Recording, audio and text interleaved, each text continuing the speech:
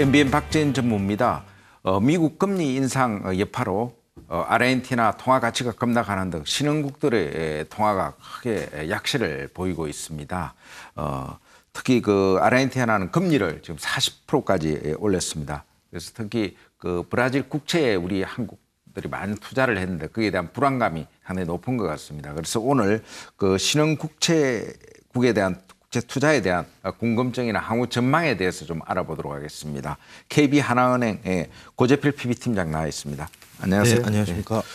최근 그 신흥국 통화가 상당히 뭐 많이 급락하고 있고 그래서 그렇습니다. 앞으로 그 전망을 좀 어떻게 보고 계십니까? 최근에 신흥국 통화가 움직인 기점은 3월 말 기준으로 놓고 보면 될 것 같습니다. 3월 말 기준으로 놓고 보면 달러화 지수라고 하는 이 달러 인덱스가 약 3.5% 정도 강했습니다. 미국 달러화가 강해지니까 여타 통화가 약해진 거고요.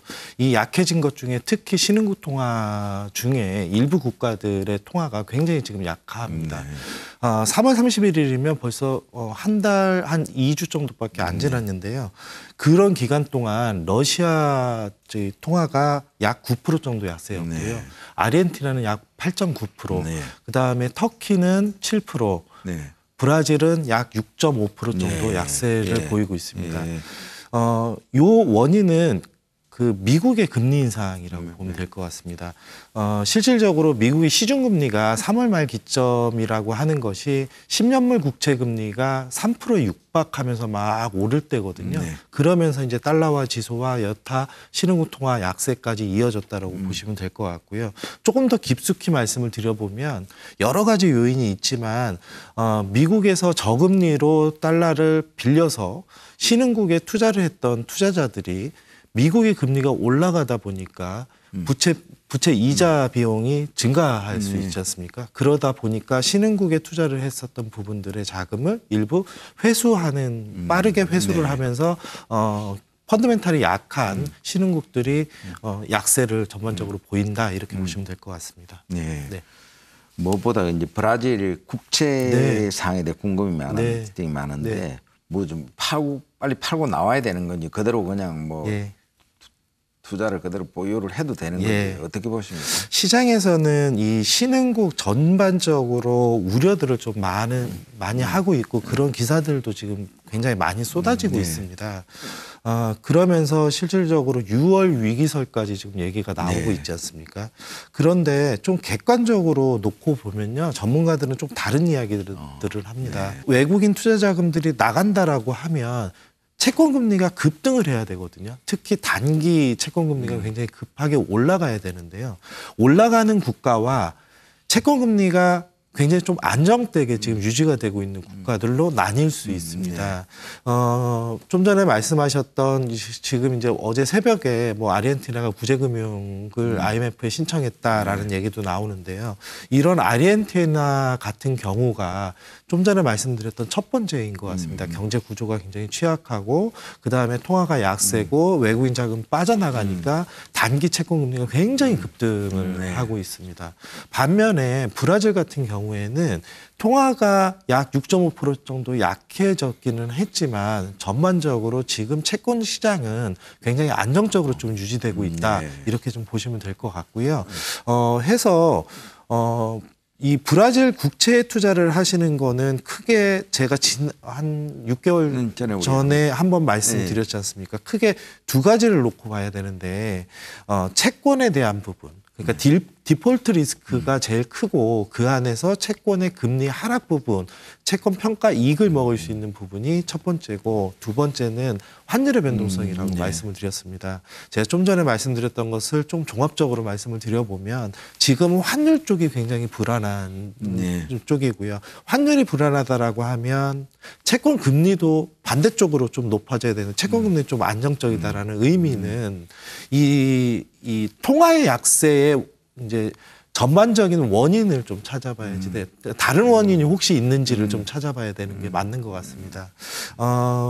전문가들은요, 브라질의 지금 통화의 약세는 경제적으로 전체적으로 경제 성장률이나 그다음에 외환 보유고도 지금 3,500억 달러까지 있기 때문에 외국인 자금들이 일정 부분 나간다고 하더라도 방어할 수 있는 능력들은 다 갖추고 있다라고 보고 있습니다. 또한 물가지수가 조금 안정적이기 때문에 금리를 물가지수 때문에 인상할 필요성도 없는 상황이고요. 브라질의 중앙은행은 올 연말까지 지금 현재 기준금리가 6.5%인데 6%까지도 떨어뜨릴 수 있다라는 발표를 했기 때문에 그런 부분들을 종합을 해보면 브라질 국채는 보유하시는 게 좀 낫지 않을까 이렇게 좀 보고 정치적 있습니다. 리스크는 없어요? 이제 제일 큰 리스크가 사실은 정치적인 리스크입니다. 이 정치적인 리스크는 꼭 브라질에 투자하시는 분이 꼭 체크를 해보셔야 될 부분인데요. 올 10월 달에 대선과 총선이 있습니다. 이것을 외국인 투자자들은 굉장히 중요한 그 이벤트로 보고 있는데요. 그 이유가 있습니다. 이유가 브라질 전체 GDP 대비 정부의 부채 비중이 약 76%입니다. 10년 전에는요, GDP가 당연히 지금보다 GDP가 낮았겠죠. 낮은 상태였어도 정부 부채 비율이 50%밖에 안 됐습니다. 약 10년 동안 25%가 증가를 한 거거든요. 이 증가된 첫 번째 제일 큰 이유는 뭐냐면 연금입니다. 브라질의 지금 연금개혁법 얘기를 하지 않습니까? 브라질은 만 55세서부터 연금을 지급한다고 합니다. 그러다 보니까 정부가 돈을 많이 벌어서 많이 쌓아야지 연금 지급하는 금액보다 더 많은 금액을 계속 쌓아야 되는데요. 그만큼 경제 펀더멘탈이 막 좋지를 않으니까 쌓지를 못하니까 정부 부채만 계속 늘어나게 되는 꼴이 되는 거죠. 그렇기 때문에 이 대선 이후에 연금개혁법을 통과시킨다라고 지금 공약을 하고 있거든요. 그렇기 때문에 연금개혁법이 통과가 된다라고 하면 정부 부채가 증가되는 부분들이 이제 내려갈 수 있기 때문에 이 부분이 통과가 되게 되면 요 앞에 말씀드렸던 이 통화의 약세 부분들이 굉장히 빠르게 해소가 좀 되지 않을까 전문가들은 좀 그렇게 예상을 하고 오히려. 있습니다. 그러면 이제 신규 투자자들은 좀 어떻게 신흥국 투자를 하는 그런 분들은 뭐 어떤 걸 좀 체크를 좀 해야 돼요? 네. 아주 좋은 핵심을 말씀하셨습니다, 전문님께서. 신흥국 채권에 투자를 하는 거는요, 딱 이거죠. 한국 국채 3년물에 투자를 하면 2.5%고요. 그 다음에 미국 국채 10년물에 투자하면 3%예요. 채권 금리가 너무 낮지 않습니까? 그렇기 때문에 채권 금리가 높은 신흥국에 투자를 하는 거죠. 신흥국은 채권 금리가 기본적으로 한 10% 정도 됩니다. 그러면 이제 어떤 말씀을 드릴 거냐면 환율의 변동성을 체크를 해보시는 게 제일 좋은데요. 이 환율의 변동성은 사실 잘 모릅니다. 이게 원달러 환율도 워낙 변동성 있는 팩트들이 워낙 많기 때문에요. 제일 경제의 모든 것이 집합체가 환율이거든요. 그렇기 때문에 그거에 대한 전망은 사실 맞을 확률도 많지도 않고요. 그렇기 때문에 그 변동성을 변동 리스크를 막을 수 있는 장치가 있어야 되거든요. 그것은 결국에는 쿠폰입니다. 채권 금리입니다. 채권 금리를 신흥국에 약 3년 동안 만약에 투자를 한다라고 하면 세금 그냥 제외하고요. 10%짜리 3년 투자를 하면 30%가 나오지 않습니까? 그럼 30% 이자를 받으면 이 환율의 변동성이 30% 이내에 들어오게 되면 나는 이익이 나오는 거고요. 30%보다 더 깨지게 되면 손실이 나는 거죠. 그런데 이 통화라는 것이 지금 아르헨티나 같은 경우에는 굉장히 취약한 데고 아르헨티나 국채를 사시는 분들 많이 없으시거든요. 그런 국가들을 빼놓고 보면 환율의 변동성이 뭐 연간 10% 정도라고 하면 굉장히 큰 변동성이고 그렇게 연간 10% 정도의 변동이 있는 해도 극히 드물거든요. 그런 측면에서 놓고 보면 단기 채권의 쿠폰이 굉장히 괜찮고 그다음에 금리가 괜찮고 브라질을 제가 아까 말씀드렸지만 이 경제 펀더멘탈이 기본적으로 좀 갖춰져 있는 나라들을 투자를 하시게 되면 크게 뭐 무리 없지 않을까 이렇게 생각을 하고 있습니다. 그 강남 그러면 자산가들은 지금 어떻게 해요? 그분들이 브라질 국채가 상당히 재미를 많이 본 것 같아요. 이럴 때 이제 좀 전에 말씀드렸던 것처럼 리스크를 어떻게 해지하느냐, 해지하는 방법에 있어서 아주 일반적인 투자자분들과 강남 부자분들은 좀 다른 것 같습니다. 브라질은 모든 채권에 대해서 비과세지 않습니까? 네. 브라질은 모든 채권에 대해서 이자를 6개월에 한 번씩 주는데요. 연 10%로 줍니다. 내가 채권을 7%에 샀다라고 하면은요. 7%에 산 거지 않습니까? 10%짜리 채권 이자를 주는 채권을 7%에 샀기 때문에 비싸게 주고 산 겁니다. 물론 저희 입장에서는 저희가 2.5%이기 때문에 7%가 높아 보이죠. 다만 제가 말씀을 드리는 건 채권에 이자를 주는 게 10%짜리인데 7%에 샀다라는 것은 나는 만기까지 7%를 가지고 가는데 10%로 내 원금을 나눠서 나머지 3%를 원금을 나눠서 준다라는 거거든요. 이렇게 되면 문제가 이제 발생을 합니다.